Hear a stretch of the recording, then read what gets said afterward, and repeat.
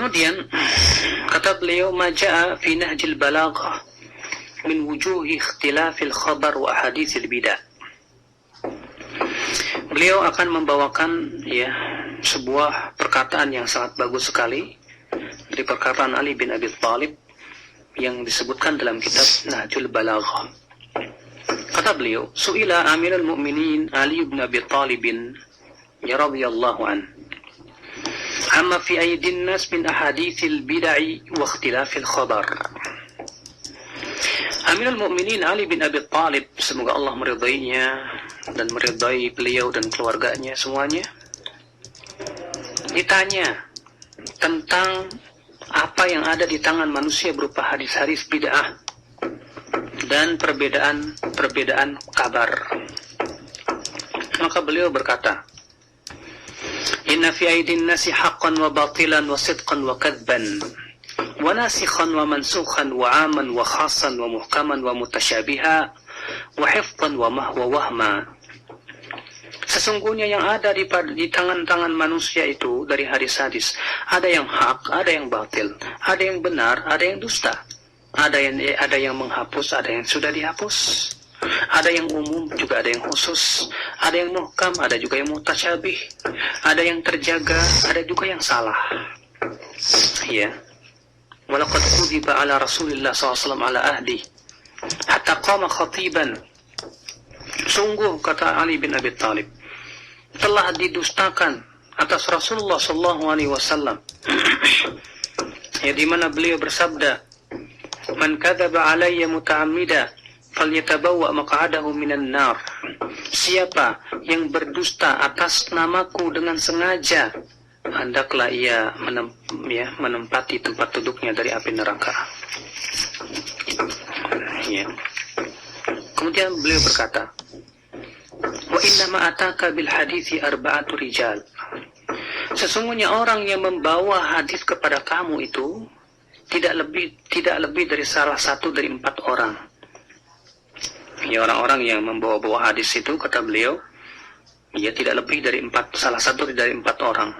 Yang pertama, rajulun munafiqun muzhirun lil iman, mutasanni'un bil Islam, la yata'atham wa la yataharraj, yakdzib ala Rasulillah SAW muta'ammida.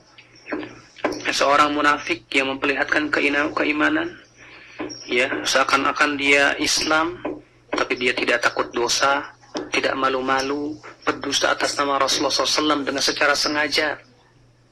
Falau aliman nasu annahu munafiqun kadzibun lam yaqbalu minhu. Kalaulah orang-orang tahu bahwa dia munafik yang dusta, pendusta, mereka tidak akan menerimanya. Fayakhuduna biqaulih. Ya. Ikhwatal Islam, yang pertama ini, ya akhi, orang munafik.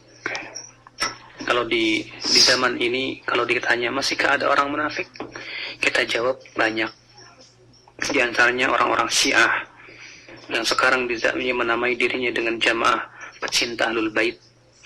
Ya, ngaku-ngaku mencintai Ahlul Bait padahal mereka mengkafirkan Ahlul Bait sendiri seperti Aisyah radhiyallahu anha.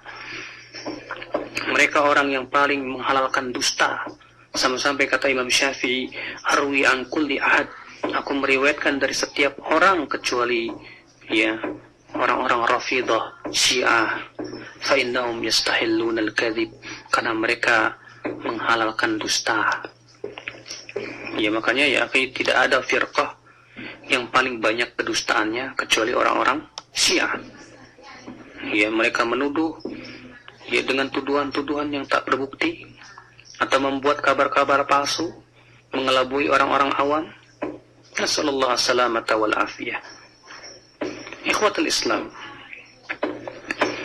warajulun, yang kedua, kata beliau, sami'a min Rasulillah sallallahu alaihi wasallam syai'an lam yahfadhu ala wajhihi fawahima fihi wa lam ya'rif kadban fahuwa fi yadayhi wa yarwihi wa ya'malu bih wa yaqul ana sami'tu min Rasulullah sallallahu alaihi wasallam falau alima al-muslimun annahu wahima fihi lam yaqbalu minhu. Ya, seseorang yang mendengar dari Rasulullah SAW namun ia tidak hafal. Ya, karena tidak hafal akhirnya salah. Ya. Sementara dia berkata, aku mendengarnya dari Rasulullah SAW. Kalaulah kaum muslimin tahu bahwa ia membawakan hadis itu secara salah, tentu mereka tidak akan mau menerimanya. Ini orang-orang yang tidak hafal. Wa rajulun salis sami'a min Rasulillah sallallahu alaihi wasallam syai'an bi amrin bihi ya'muru bihi thumma nahaa anhu wa huwa la ya'lam. Ya, orang yang ketiga, kata beliau, orang yang mendengar dari Rasulullah SAW sesuatu, ya, namun ia tidak faqih, ya, sehingga dia tidak tahu mana yang mansukh, mana yang nasikh.